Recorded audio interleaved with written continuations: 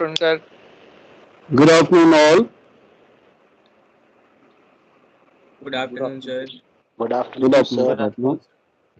Good How are you, Good sir? afternoon. afternoon, sir. Good afternoon.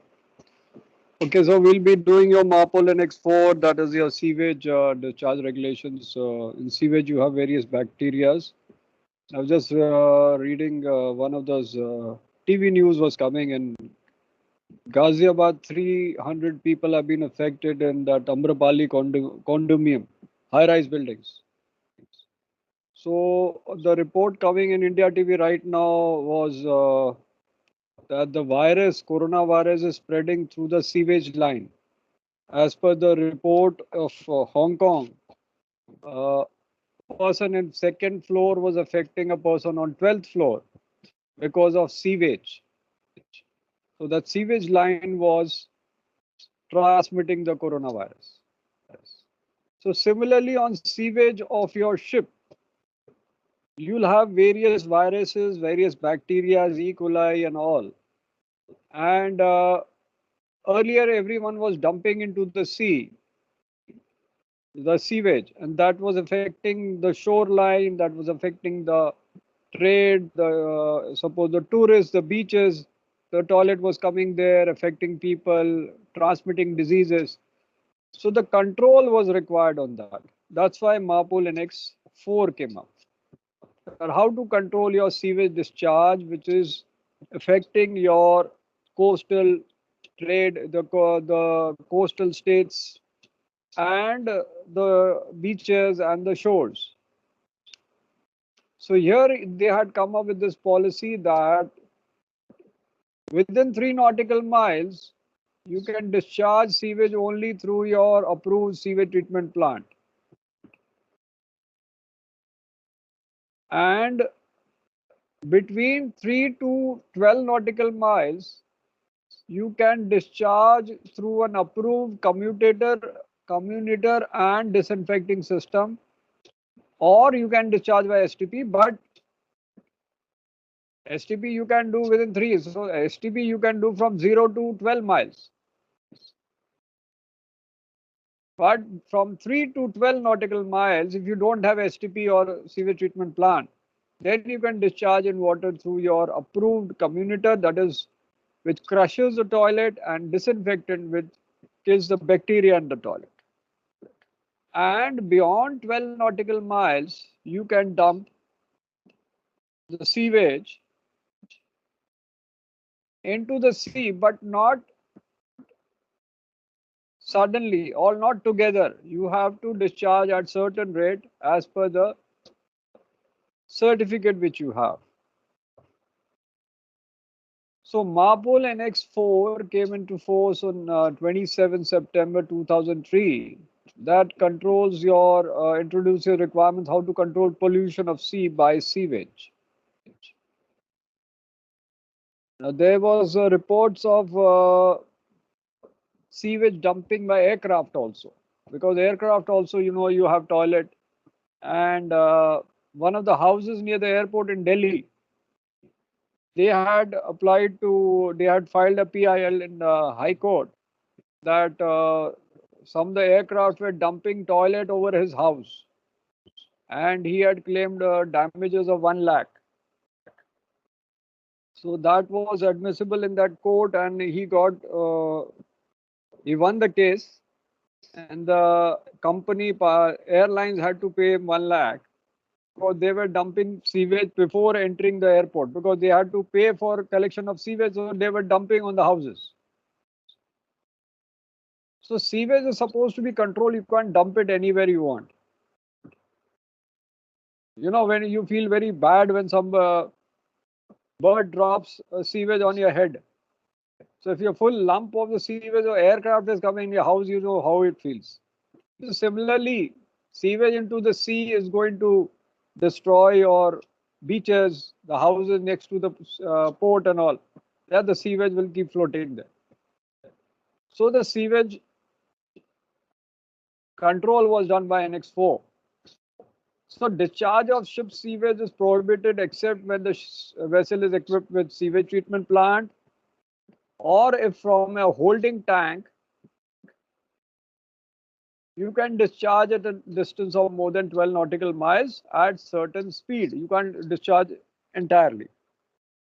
Now, what is sewage? So sewage is your drainage and the waste from the toilets and urinals, that is sewage. Sewage is also drainage from your medical premises, that is your dispensary, sick bay, or the wash basin there, or the wash tubs in the hospital, and the scuppers located in the hospital, all will be considered sewage. Number three, if you have an animal carrier, so all your discharges of living animals will be considered as, whether it's toilet or urine, all will be considered as sewage. And if other water is mixed with sewage, it will be also defined as sewage. So these are the 4 points of what is sewage is. Now, what is a holding tank? So holding tank is a tank where you collect your sewage. So the sewage is not going directly to sea. Going to toilet, it is going to the holding tank. There you can dump the sewage when you're more than 12 nautical miles. The tank where you collect your sewage. So the sewage is not going directly to sea. Going to toilet, it is going to the holding tank. There you can dump the sewage when you're more than 12 nautical miles off from shore.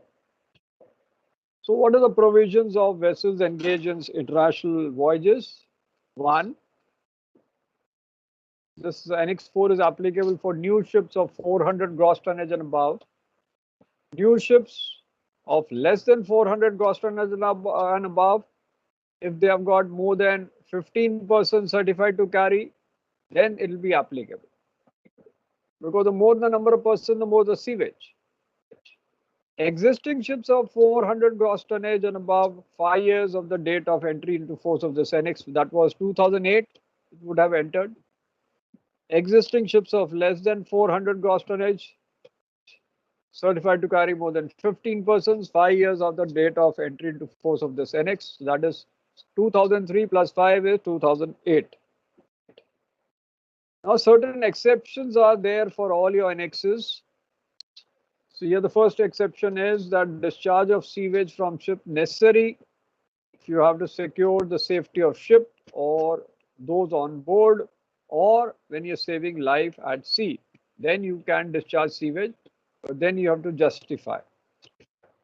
The discharge of sewage resulting from any collision or damage to ship, provided you have taken all precautions to prevent it before the damage or before the collision, and you have tried to minimize or prevent the discharge of sewage into sea, then it's an exception. Now, what is the discharge criteria of sewage into sea? So, discharge of sewage into sea is prohibited within 12 nautical miles, except when it is discharged through commutator or disinfector. That means you have to crush it and disinfect it by chlorine or some tablets and all. And that system should be approved by the flag state. And the distance should be more than 3 nautical miles from nearest land. And if it is not comminated or disinfected but in a holding tank, then it should be a distance of more than 12 nautical miles from nearest land. So you have to store that in the holding tank. And when you store it in the holding tank, it should not be discharged instantaneously. So it should not be just opened up and discharged. You have to discharge it at a moderate rate. En route, speed of the ship should not be less than 4 knots. Rate of discharge shall be approved by the flag state as per IMO. So here, I'll just repeat all. Within 3 nautical miles, you can discharge via the 0 to 3 nautical miles. You can discharge via the approved sewage treatment plant, which is as per your certificate. From 3 to 12, you can discharge via a system which is comminuted and disinfected. More than 12 nautical miles, you can discharge from your holding tank, but you can't discharge together or suddenly. You have to discharge at a moderate rate as per your certificate. Your speed should be not less than 4 knots. You have to be en route, and the rate of discharge of the sewage from holding tank should be approved by the administration. So all these points you have to write in the discharge criteria. सब points आपको लिखने पड़ेंगे. Miss करोगे तो number कटेंगे. अब इसमें कौन सा सर्टिफिकेट आता है? International sewage pollution prevention certificate. ये आपका सर्टिफिकेट आता है. उसी में आपके टेस्ट रिजल्ट्स लिखे होते हैं सीवेज ट्रीटमेंट प्लांट के. So the ship has an operation and approved sewage treatment plant which is certified by Flag State, and the results of the sewage treatment plant are written in the International Sewage Pollution Prevention Certificate. Plus, one more point in your discharge criteria. Effluent means discharge. I'll just write here effluent discharge so that you understand what is effluent.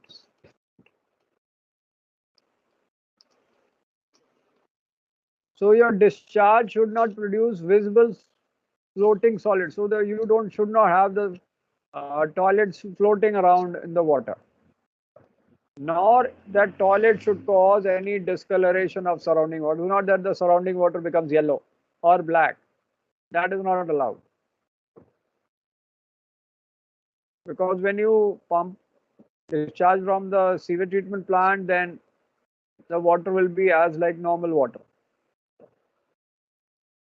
So it should not discolor the surrounding water, neither it should produce visible floating solids. Now we come to the certificate, which is International Sewage Pollution Prevention Certificate. Basis the certificate, it should be in English, French or Spanish. If it is in any other language, it should be as per the issuing country, official language. And this International Sewage Pollution Prevention Certificate will be valid for 5 years. So the validity of the certificate is 5 years. यहाँ तक clear है सबको? यहाँ कोई doubt है तो पूछो. फिर सीवेज सिस्टम्स पे आएंगे. No sir. यहाँ तक क्लियर? ठीक है. Yes sir, clear. ओके. आप सीवेज ट्रीटमेंट प्लांट पे आएंगे क्योंकि इसके डायग्राम्स आते हैं आपके एग्जाम में, उसको समझाऊंगा. तो सीवेज ट्रीटमेंट प्लांट जो है, it should be approved from the flag state, और इसमें जो टेस्ट मेथड्स हैं, they should be mentioned in your international sewage pollution prevention certificate. Similarly आपका comminuting and disinfecting sewage system जो है, it should be approved by flag state, and it should be as per flag state's satisfaction. So when it is less than 3 nautical miles, you can't use it. You can use only STP. Plus इसमें एक holding tank होना चाहिए, जिसमें gauge होना चाहिए, so that आप उसमें देख सको कि कितना लेवल है. So होल्डिंग टैंक जो है, उसकी कैपेसिटी होगी एज पर फ्लैग स्टेट, कि कितने लोग आपके हैं जहाज पे, उसके बेसिस पे होल्डिंग टैंक कितना बड़ा होगा. So it should be regarding of what operation of ship, कितना लंबा इसका वॉयज है, क्या ट्रेड है, कितने पर्सन ऑन बोर्ड हैं, कौन से फैक्टर्स हैं, उसके बेस पे होल्डिंग टैंक बनाया जाएगा. And it should have means of indicating visually the amount of contents. अब आपका एक स्टैंडर्ड डिस्चार्ज कनेक्शन होता है हर एक चीज के लिए. इंटरनेशनल शोर कनेक्शन जो होता है, ब्रास का पोर्ट स्टारबोर्ड में रखा होता है, तो ये बेसिकली आपके कपलिंग साइज के लिए होता है. तो वो इंटरनेशनल शोर कनेक्शन आपके उसके लिए भी हो सकता है. It can be for your emergency fire pump. अगर चालू कर रहे हैं, पानी नहीं मिल रहा है और फायर हो गई, so you can take water from ashore from international shore connection. Similarly, you will have international shore connection for reception facilities. So this will have the coupling जो internationally सही है for all the countries. चाहे आपका कोई भी connection हो वहां लग जाएगी. So it enables pipes of reception facility to be connected for discharge of sewage. कई बार आपका क्या होता है, डेडिकेटेड ट्रेड होती है, पैसेंजर फेरी होती है जिसमें टाइम नहीं है, बोर्ड लगाने के लिए आधा एक घंटा लग जाता है. So they can accept quick discharge couplings, quick connection couplings for these ferries. Because ferries में ज़्यादा टाइम नहीं होता, आधा एक घंटा होता है, उसके बाद निकल जाती है. तो उसको सीवेज देना होता है तो क्विक कनेक्शन कपलिंग से लगा सकते हैं instead of standard discharge connection. अब आपका स्पेशल एरिया एक ही है, बाल्टिक सी एरिया. अब ये बाल्टिक सी एरिया कहाँ कहाँ आपको दिखा था पहले, 4 एनेक्स किए हैं, कहाँ कहाँ था वो याद है? बाल्टिक सी एरिया कहाँ कहाँ था? एनेक्स 1 में भी था, PSSA में भी था, पर्टिकुलरली सेंसिटिव सी एरिया में भी बाल्टिक एरिया था, उसमें भी बाल्टिक सी एरिया था. और एनेक्स 4 में भी बाल्टिक सी एरिया है, एनेक्स 5 में भी बाल्टिक सी एरिया आएगा, और एनेक्स 6 में भी बाल्टिक सी एरिया आएगा, वो भी आएगा. सिर्फ एनेक्स 3 में नहीं था और एनेक्स 2 में नहीं था. एनेक्स 3 में वैसे कुछ नहीं है. एनेक्स 2 में क्या है, कौन सा एरिया एनेक्स 2 में बताओ? एनेक्स 2 का कौन सा एरिया है? एक एरिया है, अंटार्कटिका. बताओ, अभी तो करा है. Sir, Antarctic region. याद नहीं है? Antarctic region. Antarctic region sir. Antarctic region, Antarctic 60 degree south से, not Arctic but Antarctic region, 60 degree south latitude के नीचे. That is for annex 1, annex 2, annex 5, इसके लिए, ठीक है. लेकिन वो एनेक्स 4 के लिए नहीं है. क्यों नहीं है ये पता नहीं. 4 के लिए उन्होंने डाला ही नहीं है, क्योंकि वैसे भी कौन जहाज वाले वहां जाके टॉयलेट करेंगे, कमर्शियल शिपिंग तो जाती ही नहीं वहाँ. वो एक्सप्लोरेशन वाले जाएंगे, थोड़ा बहुत टॉयलेट कर भी दिया तो क्या फर्क पड़ता है, इसलिए उन्होंने कुछ बोला ही नहीं. लेकिन बाल्टिक सी एरिया में बहुत ट्रेड होता है तो उन्होंने वहां अनट्रीटेड सीवेज को बैन कर दिया. ओनली एसटीपी चला सकते हो. सीवेज ट्रीटमेंट प्लांट से कहीं भी डिस्चार्ज कर सकते हो, चाहे वो बाल्टिक सी एरिया वहां भी कर सकते हो, लेकिन कम्युनिटी डिसइंफेक्टेंट को यूज नहीं कर सकते. ओनली आप अपना सीवेज ट्रीटमेंट प्लांट को यहाँ भी यूज कर सकते हो. इनफैक्ट सीवेज ट्रीटमेंट प्लांट से जो पानी निकलता है वो पानी पी सकते हैं, it is so clean. Now reception facilities क्या हैं कि मैं इसका जरा जिस्ट बताता हूँ, ये पूरा इतना पढ़ने की जरूरत नहीं है. जिस्ट ये है कि रिसेप्शन फैसिलिटी होनी चाहिए आपके पोर्ट्स में, और अगर पोर्ट्स में नहीं है तो उनको बताना है कि भाई पोर्ट में नहीं है, तो अकॉर्डिंगली वो अरेंजमेंट करेंगे. क्योंकि अगर आप रिसेप्शन फैसिलिटी के लिए डिले करोगे तो सारा कुछ गड़बड़ हो जाएगा, तो आपको डिले नहीं करनी चाहिए प्रोवाइड करने की. और अगर उसमें है नहीं या इनएडिक्वेट है तो उनको बताना चाहिए, सो दैट वो पब्लिश कर दें कि भाई आप अपना अरेंजमेंट करो, बार्ज बुलाओ, कुछ बुलाओ, यहाँ तो आप नहीं दे सकते टॉयलेट. अब आता असली डायग्राम जो आपको समझना है. ये सीवेज ट्रीटमेंट प्लांट का डायग्राम. अब आपको एक एक शुरू करता हूँ, एक एंड से शुरू करते हैं, फिर थ्योरी करेंगे. पहले इसको एक एंड से शुरू करते हैं. तो ब्लैक वाटर जो आपको कहा था, सीवेज वाटर जो है वो ब्लैक वाटर है. एक होता है ग्रे वाटर. ग्रे वाटर क्या होता है, जैसे वॉशिंग मशीन का पानी, नॉर्मल हॉस्पिटल के वॉशिंग मशीन का पानी तो इधर आएगा ब्लैक वाटर में, लेकिन नॉर्मल वॉशिंग मशीन का पानी इधर आएगा, डिश वॉशर का पानी इधर आएगा, आपके नहाने का बेसन, आपके बाथरूम में नहाने का एरिया, उसका पानी भी इधर आएगा ग्रे वाटर का. जो आपका टॉयलेट्स का है, यूरिनल्स का है, एनिमल स्पेसेस का है, यूरिनल्स का, हॉस्पिटल स्पेसेस का है, या जो ग्रे वाटर ब्लैक वाटर के साथ मिक्स कर दिया वो भी इधर आएगा ब्लैक वाटर में. यहाँ स्क्रीन फिल्टर है जो बड़े लम्स को अलग कर देगा, प्राइमरी चैम्बर में आ गया तो वो उसको स्क्रीन फिल्टर उसको पीस के फिर इधर डाल देगा. यहाँ से वो ओवरफ्लो करके एरेशन चैम्बर में जाएगा. एरेशन चैम्बर में क्या है, जो गैस है यहाँ वेंट दिया गया है, वो वेंट से गैसेस निकल सकती हैं. एरेशन चैम्बर में इसमें एरोबिक बैक्टीरिया काम करेगा, क्योंकि एरोबिक बैक्टीरिया क्या है, वो उसको एयर चाहिए जिंदा होने के लिए। उसको एयर मिलते ही वो एक्टिवेट हो जाएगा and will start to decompose your sewage. उसके बाद से यहाँ सेटलमेंट चैम्बर में जाएगा, ये ब्लोअर से इधर भी एयर आती रहेगी, इधर भी एयर आ रही है, और मेश के थ्रू जाएगा।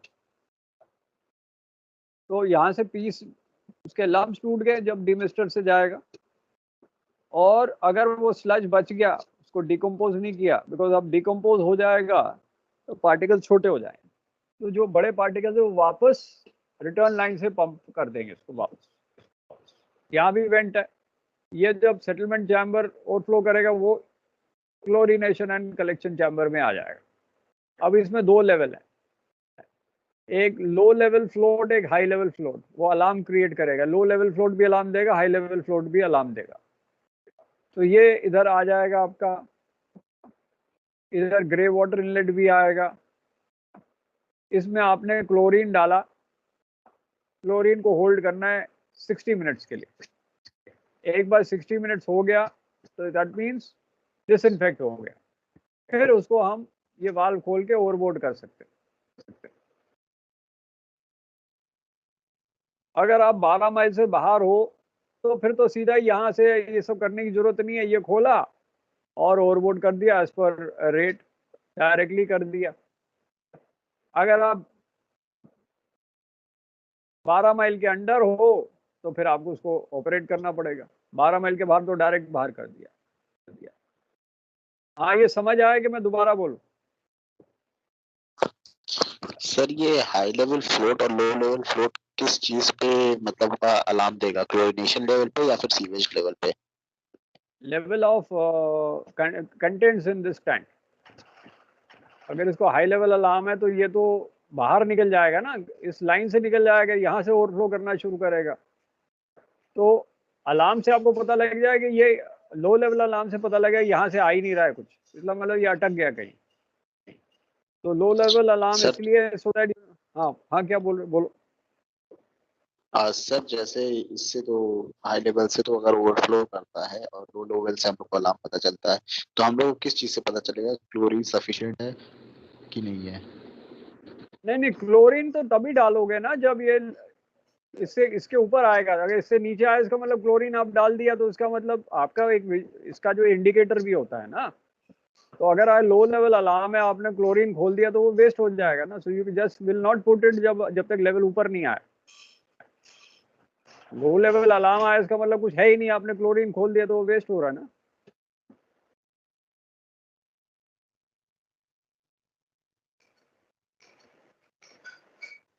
क्लियर हुआ कि नहीं? Is it clear? सर एक सेकंड फिर से रिपीट कर दीजिए, मेरा वो फोन का मतलब वाईफाई चला गया था सर। फाइल गायब हो गया। चलो फिर से शुरू करते हैं। यहाँ आपका ब्लैक वाटर इनलेट है, तो जो आपको बताया था ब्लैक वाटर क्या होता है, सीवेज वाटर, वो इधर आएगा। स्क्रीन फिल्टर है कि बहुत बड़े लम्प्स हैं उसको स्क्रीन कर देगा और वो फिर क्रश करके यहाँ भेजेगा। ये प्राइमरी चैम्बर है, गैसेस विल एस्केप, अगर यहाँ गैस ज़्यादा इकट्ठी है एस्केप।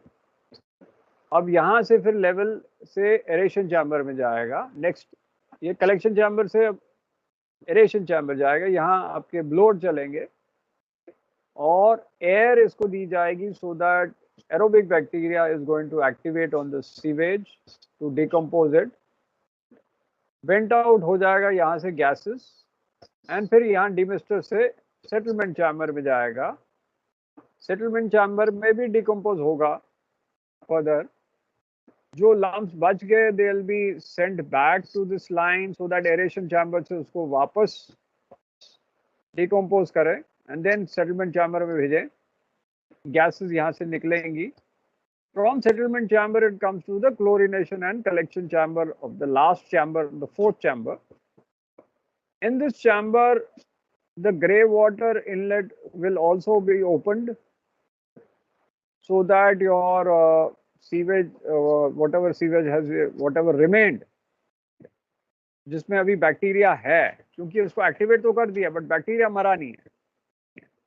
तो this has already been maybe उसका कलर खत्म हो गया, सीवेज डिकम्पोज हो गया, लेकिन बैक्टीरिया तो हैं। ग्रे वाटर में तो बैक्टीरिया नहीं है, तो उसको तो कोई एक्टिवेशन चाहिए नहीं, तो वो उसको इसके साथ मिक्स किया।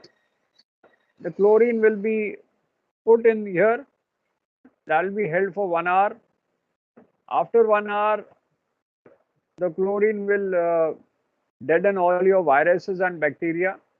So it can be sent for overboard discharge, because there will not be any color discoloration, or there will not be any lumps, and there will not be any live bacteria which is being sent to the sea. आ गया समझ? Yes sir. और sir इसमें Yes, पूछ रहा था कि high level और low level जो फिल्टर है, हम लोग क्लोरिनेशन से कैसे पता चलेगा क्लोरीन अपनी सफिशिएंट है या फिर नहीं? हमें कैसा पता लगेगा? हाई लेवल अलार्म सेंसर्स हैं, वो आपको अलार्म देंगे। जैसे आपके high low level bilge level alarm है, टैंक लेवल अलार्म है, तो उसी तरह यहाँ भी हाई लो लेवल अलार्म है। सर मैं उस सीवेज की बात नहीं कर रहा, मैं कह रहा क्लोरीनेशन कैसे पता चलेगा कि हाँ इतने क्लोरीन हमने डाला क्लोरीन है हो वो गया कि नहीं एक्चुअल। हुआ? हाँ, जब क्लोरीन का बेसिकली क्या है, क्लोरीनेशन का टेस्टिंग पॉइंट भी हो सकता है वहाँ, जिससे आप चेक कर सकते हो कि क्लोरीनेशन इफेक्टिव हुआ कि नहीं हुआ। तो नॉर्मली कोई टेस्ट तो करता नहीं है, otherwise you have testing point also, उससे लेके आप लैब टेस्ट कर सकते हो। बट वो लैब टेस्ट तभी होगा, आप तो करोगे नहीं, या इंजीनियर करेगा नहीं, वो तो तब करेगा ना जो कोई शोर वाला आके चेक करेगा वेदर एसटीपी इज वर्किंग और नॉट करेक्टली। आप उसका सैंपल यस भेज सकते हो, तो वो सैंपल भेजोगे तो अप्रूवल तो बाद में आएगा ना, सामने तो आएगा नहीं। जब अप्रूवल आएगा और तभी सर आप उसको निकालोगे। तो और आपका जो सर नॉर्मल जैसे है कि 60 मिनट्स में बैक्टीरिया मर जाता है नॉर्मली।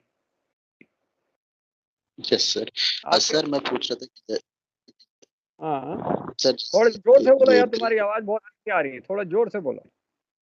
सर जैसे ये ग्रे वाटर इनलेट है सर, तो हाँ, इसमें जब ये फुल भर जाएगा तो ये हाई लेवल अलार्म वहां से तो ग्रे वाटर ओवरफ्लो करेगा नहीं, नहीं तो नहीं, high grey level water alarm. इतना नहीं डालोगे कि हाई लेवल के ऊपर आ जाए, ऐसा थोड़ा ना डालोगे। ग्रे वाटर चालू कर दिया कि हाई वाटर से ऊपर आ जाए, ऐसा नहीं है। हाई वाटर आएगा तो सर फिर तो आप उसको हाई वाटर लाने नहीं दोगे। आपने लो वाटर आ गया, फिर आपके पास इंडिकेटर होगा जिसमें मेजर हो जाएगा कि कितना लेवल है। हाई वाटर का मतलब अलार्म हो गया जिससे कि अब ये फंक्शन ही नहीं करेगा, तो फिर आपके पास वो सिस्टम होगा जिससे आप इसको निकाल के वापस सेटलमेंट चैम्बर में डाल सकते हो। इसमें नहीं डायग्राम में बनाया, और वो सिस्टम होगा कि सेटलमेंट चैम्बर में वापस डाल सकते हो अगर यहाँ से ओवरफ्लो कर रहा है तो। बट इस डायग्राम में नहीं ओके सर। बनाया। ओके सर, वो थैंक यू सर। होगा सिस्टम, इसमें डायग्राम में नहीं है। ये तो सिंपल डायग्राम बनाया ना आपको समझने के लिए, बट वो सिस्टम में होगा कि अगर यहाँ ओवरफ्लो कर गया तो कहाँ डालोगे, है ना? तो वो तो वेंट आपका तो डेक पे निकल आएगा। उसके लिए वो सिस्टम होगा, वहां से आप सेटलमेंट चैम्बर में डाल के वापस उसको एक्टिवेट कर सकते हो। वो होगा सिस्टम, बट इस डायग्राम में नहीं है। सर ये thank you 12 sir. Sir 12 nautical mile जो है नियरेस्ट लैंड से है ना? हाँ, नियरेस्ट लैंड से, नियरेस्ट लैंड से। Sir thank you sir diagram अगर में हमारे पास ये प्लांट ट्रीटमेंट ये प्लांट हुआ सीवेज ट्रीटमेंट प्लांट, तो आप कहीं भी हाँ डिस्चार्ज कर सकते हैं। हाँ, एसटीपी अगर चल रहा है, ऑपरेशनल हो, तो कहीं भी डिस्चार्ज कर सकते हैं। एसटीपी ऑपरेशनल अलॉन्ग साइड भी कर सकते हैं। Okay sir, thank you. Sir diagram भी एग्जाम में आता है। वो वाला डायग्राम आपको बनाना पड़ेगा अगर सीवेज ट्रीटमेंट प्लांट का है। अगर आपके पास आए सीवेज कम्युनिटर एंड डिसइंफेक्टेंट सिस्टम, वो ये है। एक सेकेंड, मैं इसका हेडिंग भी चेंज कर देता हूँ।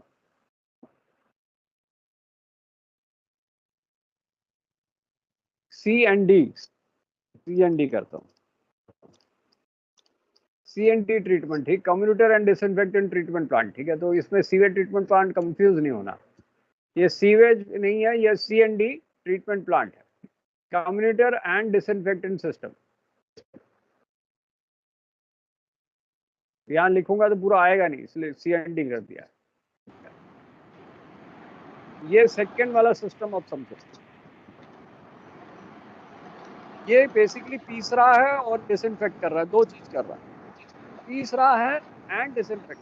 तो इसका मतलब लम्स नहीं आएंगे और जो केमिकल से आप बैक्टीरिया मार रहे हैं, तभी आप 12 माइल के नीचे में को डाल सकते हो। Within 12 nautical miles you can, but you can't use it less than 3 nautical, you have to use it more than 3 to 5 और 3 to 12, इसका जो लिमिट है 3 to 12।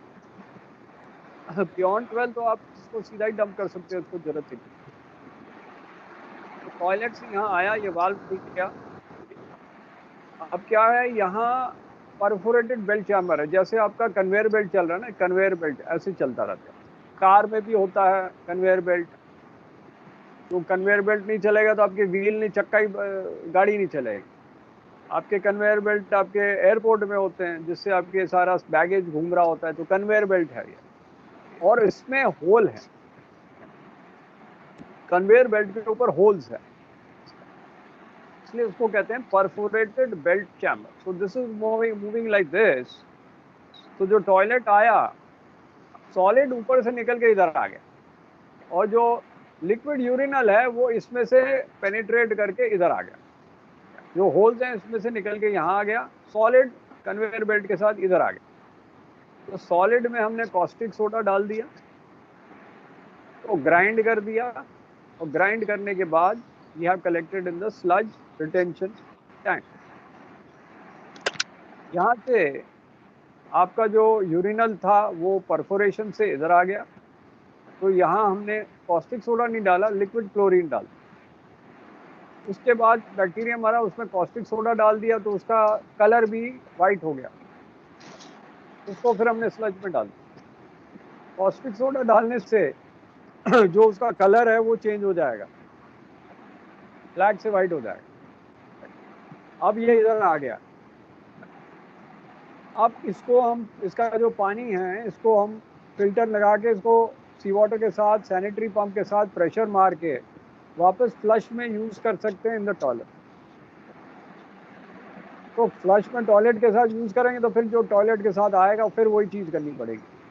तो we can recirculate that water for toilet. अगर आपने सी water से supply नहीं लिया तो आप यहाँ का पानी यूज करके सैनिटरी पंप से यूज कर सकते हैं। जो स्लज है उसको आपने बाहर निकाल दिया, और जो पानी है उसको फिल्टर करके, प्रेशर करके, सी वाटर से मिक्स करके प्रेशर टैंक से डाल के आपने फ्लश में डाल दिया, वापस से सर्कुलेट करो। और if it is more than 3 nautical miles आपने इसको ओवरबोर्ड कर दिया, अदरवाइज आपने होल्ड करके रखा है, बर्थिंग किया हुआ है तो होल्ड करके रखा है। मोर than 3 nautical miles you can pump overboard after you're working like this। हाँ, अब इसके ऊपर क्वेश्चन पूछो।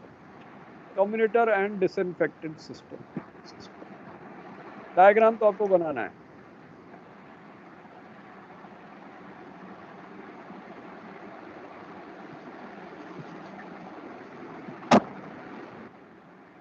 इसमें क्वेश्चन है तो पूछो।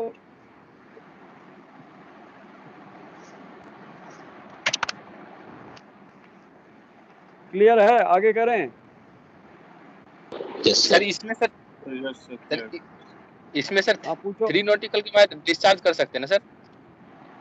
Greater than 3 nautical, equal to 3 nautical mile to 12 nautical mile तक कर सकते। लेस देन 3 nautical mile पे एसटीपी यूज करेंगे, sewage treatment plant only. Okay, 3 थैंक से यू। 12 के बीच में इसको यूज कर सकते हैं, 12 के बाद डायरेक्टली सी में डाल सकते हैं। 3 से कम में एसटीपी यूज करेंगे। इनफैक्ट हम एसटीपी कहीं भी यूज कर सकते हैं, ओके सीवेज ट्रीटमेंट प्लांट कहीं भी यूज कर सकते हैं, अलॉन्ग साइड भी। सर ये ओवरवुड डिस्चार्ज पंप के बगल में जो वॉल था लेफ्ट हैंड साइड पे जस्ट ऊपर, उसके वो कौन सा था? लाइन ऊपर थोड़ी सी जगह कटी हुई है। हाँ ये रहा। ये बेसिकली ये वाल्व है, ये वेंटिंग के लिए, ये वेंटिंग का वाल्व होगा। और पता नहीं ये क्यों वाल्व बना है, ये इसको छोड़ दो, ये वाल्व को छोड़ दो, ये वाल्व को अपनी बनाओ, ये कहीं से कनेक्टेड होगा, इसको छोड़ दो। ये वेंटिंग के लिए तो ऊपर निकलना पड़ेगा ना, ये वेंट नहीं बना है, इसको आप बनाओ ही नहीं, don't make this valve. Okay ये हो सकता है सैंपल चेक करने के लिए हो, ये वाल्व इसलिए हो सैंपल चेक करने के लिए, ये भी सैंपल क्लियर है तब निकालो, ये भी हो सकता है।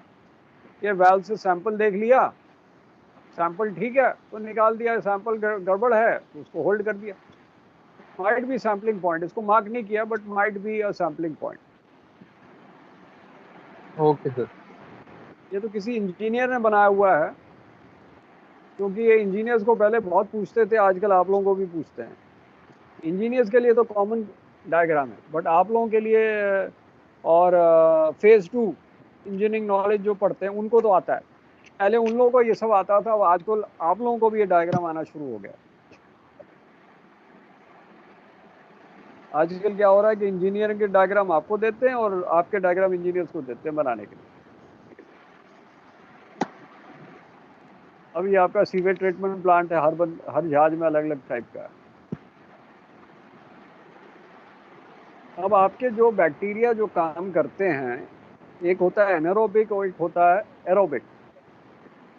एनारोबिक बैक्टीरिया जो है वो ऑक्सीजन नहीं लेता। कई बार आप देखते होंगे कि जो सीवेज की मैनहोल खोला, नीचे सफाई करने जा रहा है, काला काला पानी निकला है। देखा होगा ना, सीवेज लाइन में काला पानी होता है। काला क्यों हो जाता पता है?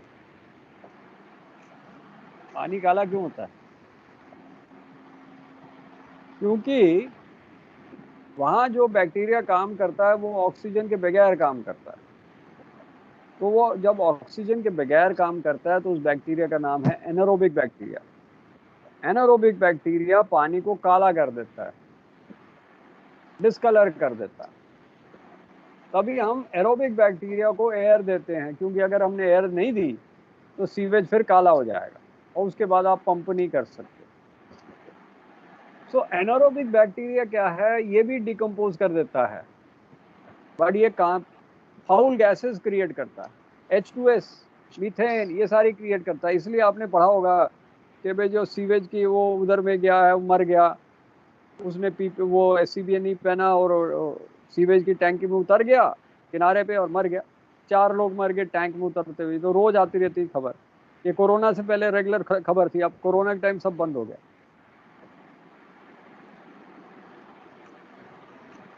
तो एनारोबिक बैक्टीरिया जो है, it can also decompose and break down sludge, but जब वो ब्रेक डाउन करेगा it will create H2S, methane, जो बहुत डेंजरस है।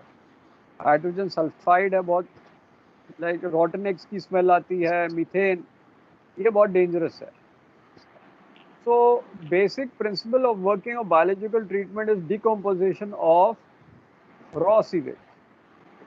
इसको कैसे करते हैं? हम एरेट करते हैं। एरेट मतलब ऑक्सीजन देते हैं, फ्रेश एयर देते हैं, सो दैट एरोबिक बैक्टीरिया जो है वो एयर ले सके, सर्वाइव करेगा। अगर आप एयर नहीं दोगे तो ये बैक्टीरिया मर जाएगा।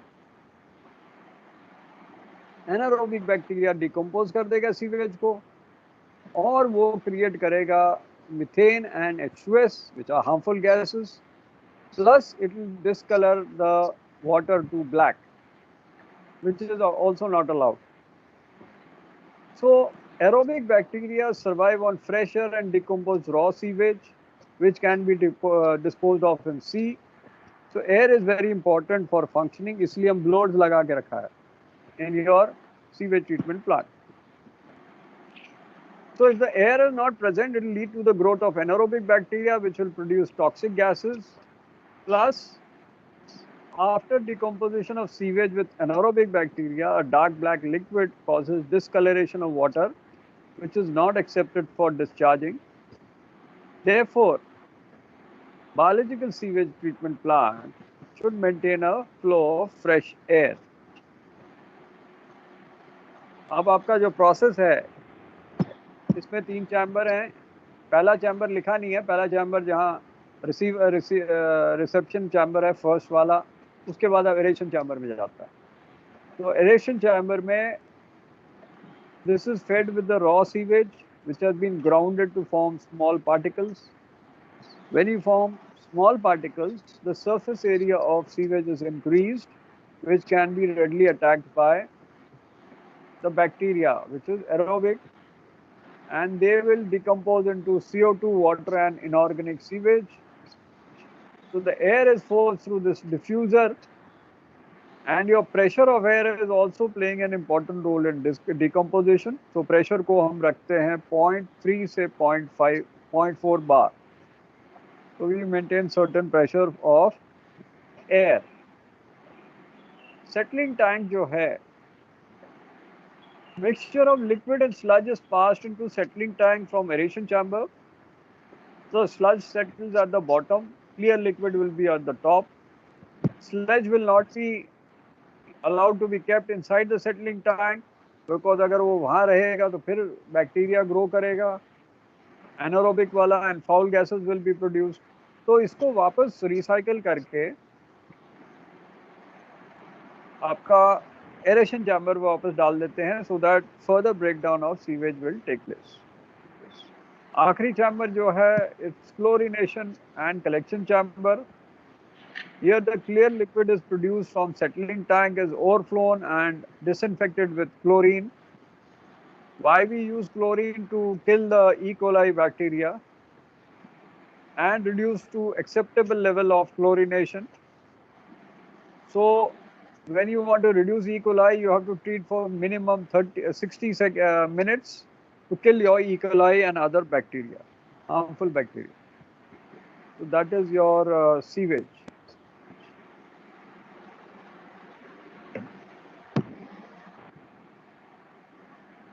देखते हैं इसका कोई वीडियो देख सकते हैं कि 5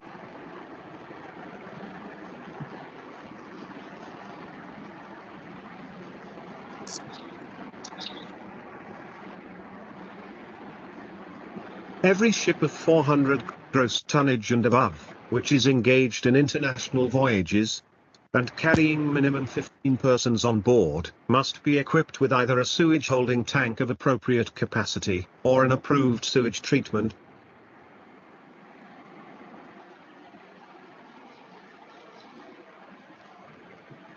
plant.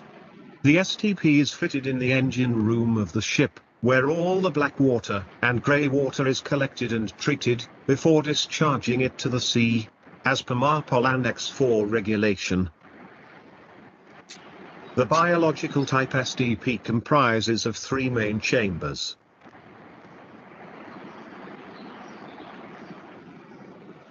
The first section is an aeration chamber, where the aerobic bacteria colony is maintained by supplying air using blowers. The sewage is inserted into the first chamber. In this compartment, the aerobic bacteria colony will decompose the raw sewage into carbon dioxide, water, and inorganic sewage. The air required to sustain the bacteria is supplied via diffusers from the blower. The decomposed sewage from the first compartment goes to the second chamber, which is used for settling purpose. Here, the sludge settles at the bottom, and clear liquid floats on the top. The bottom sludge is again sent back to the first chamber for further decomposition. The separated water is now sent to third chamber, where it is sterilized using chlorine. In the third and the last chamber, the clear liquid produced from the settling tank is overflown, and the liquid is disinfected with the help of chlorinator, to treat the final stage water for discharging overboard. The collected liquid in this chamber is discharged to overboard, or settling tank, depending on the geological position of the ship.